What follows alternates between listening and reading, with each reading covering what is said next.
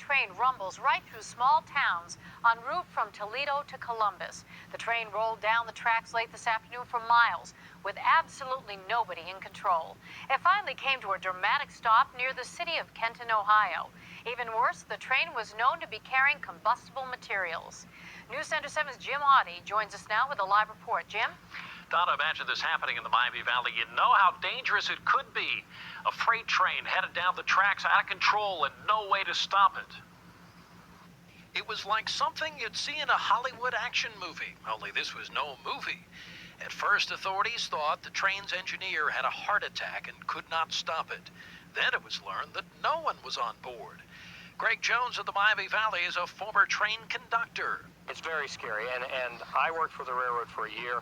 I have to tell you, Jim, that every time I look at something like this, it really scares me. How could it happen? Greg says the crew must have stepped off that train for a moment at a rural stop. I would guess the locomotive never was under power. Probably the train brakes just were not applied and it started rolling free.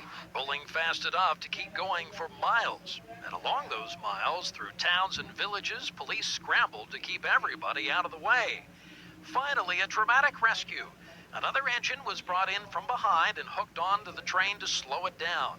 Then, watch the lower left corner of your screen.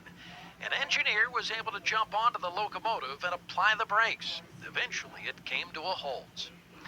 It was a miracle, but nobody was hurt in the incident. Authorities now trying to figure out exactly how it happened and why the brakes failed to hold that train in the beginning. Jim Audie, News Center 7.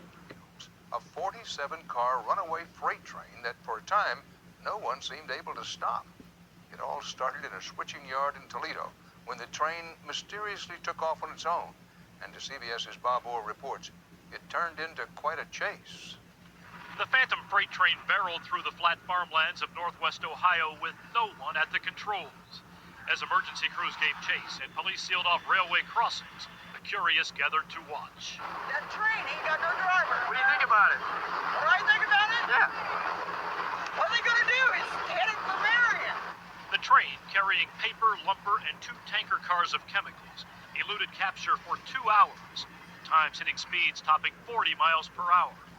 News helicopters tracked the Odyssey for 66 miles across 2 counties, the quiet farm town of Kenton, Ohio.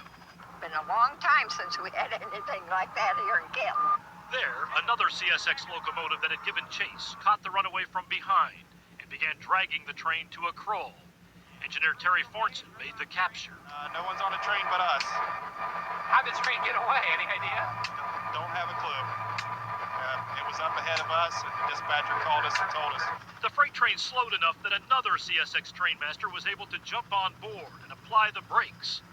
The fugitive train safely creaked to a halt. There was nobody on that engine. How did it get going? We don't know. We're investigating that right now.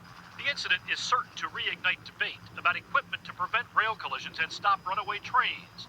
The technology exists, but so far the government has not required it.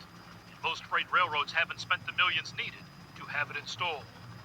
Bob Orr, CBS News, Washington. And it was